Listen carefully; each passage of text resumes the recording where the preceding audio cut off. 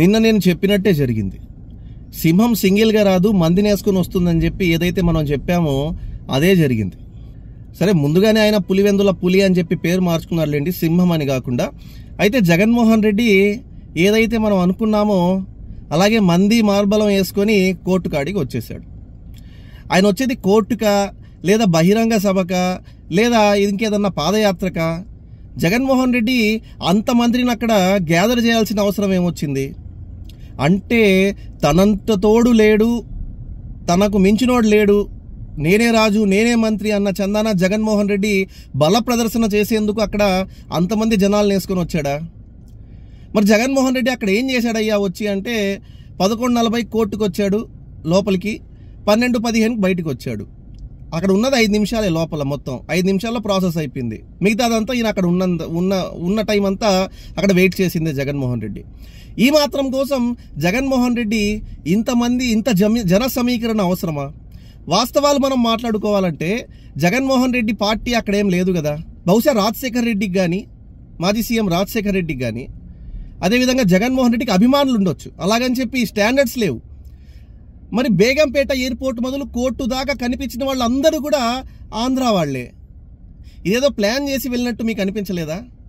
జగన్మోహన్ రెడ్డి ఎక్కడి నుంచి ఆంధ్రప్రదేశ్ నుంచి పక్కా ప్లాన్తోనే ఒక రోజు ముందుగా అందరినీ అక్కడికి పంపించేసి, జగన్మోహన్ రెడ్డి వస్తుంటే అక్కడ జై జగన్ రప్పా 2029లో రప్పా. అరే బాబు, 2029లో రప్పా ముందు జగన్మోహన్ రెడ్డి రప్పా అవ్వకుండా చూసుకోండి మీరు. ఎందుకంటే అక్కడ కోర్టు జస్ట్ శాంపిల్ ఇచ్చింది, ట్రయల్ ఇచ్చింది. అది ఆయనేం మహానుభావుడేం కాదు. ఆయనేం సాధించి స్వాతంత్ర పోరాటం చేసి, లేదా జగన్మోహన్ రెడ్డి ఏదో గెలిచేసి వరల్డ్ కప్ గెలిచి రాలా. ఆయన వచ్చింది విచారణకు. 18 కేసులు ఉన్నాయి, 16 నెలలు జైలు జీవితం గడిపాడు జగన్మోహన్ రెడ్డి. మరి ఇటువంటి సమయంలో జగన్మోహన్ రెడ్డి ఏదో ఘనకార్యం చేసేసినట్టు ఇక్కడ 100 మంది జన సమీకరణ అవసరం ఏంది?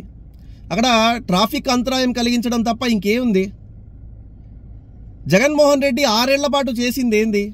అక్కడ జగన్మోహన్ రెడ్డి చేసిన పని ఏందయ్యా అంటే 6 ఏళ్ల పాటు కోర్టు కనబడకుండా తిరిగాడు. మరి అటువంటి వ్యక్తి ఒక జగన్మోహన్ రెడ్డి ఏదో కోర్టుకు వస్తుంటే ఏదో అక్కడ జరిగిపోయేట్టు, ఏదో జరిగిపోతుంది అక్కడ. జగన్మోహన్ రెడ్డి వచ్చి అందరినీ పలకరించేసి, ఆయన వచ్చిన వాళ్ళందరూ ఆంధ్ర వాళ్ళే. మళ్ళీ తానంత తోడు లేడు అన్నట్టుగా ఏదైతే అక్కడ బిల్డప్ ఇచ్చారో అంత సీన్ అక్కడ ఏం లేదన్నది ఇక్కడ క్లియర్గా అర్థమవుతున్న విషయం. కాబట్టి అందరూ అక్కడ ఆంధ్ర వాళ్లే. జగన్మోహన్ రెడ్డి చూసేందుకు వచ్చిన వాళ్ళందరూ ముందుగానే ప్లాన్ ప్రకారం అక్కడికి తరలించిన వాళ్లే.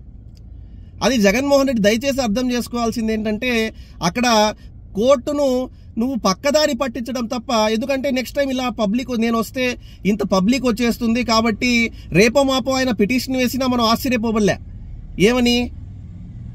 లేదు, చూశారు కదా మీరు, నిన్న నేను వస్తే ఎంతమంది జనం వచ్చారో, జన సమీకరణ ఎంత జరిగిందో, కాబట్టి నాకు వ్యక్తిగత హాజరు మినహాయింపు ఇవ్వండి అని చెప్పి జగన్మోహన్ రెడ్డి రేపో మోపో వేసినా ఆశ్చర్యపోబడలే. దయచేసి అక్కడ ఉన్నది 5 నిమిషాలే. జగన్మోహన్ రెడ్డి ఏదో లోపలంతా ప్రిపేర్ చేశారు, వెళ్ళి ఈయనేదో సిగ్నేచర్స్ చేశారు, లోపలంతా ఈయన స్టైల్లో ఆయన అభివాదం చేశారు. బయట ఎలాగైతే చేస్తాడు లోపల ఆయన స్టైల్లో ఆయన అభివాదం చేసి ఆ 11:40 నుంచి 12-15 నిమిషాలకు బయటకు వచ్చేసాడు అయ్యా. ఈ లోపంతా హడావుడి అవసరమా జగన్మోహన్ రెడ్డి అంటాను నేను.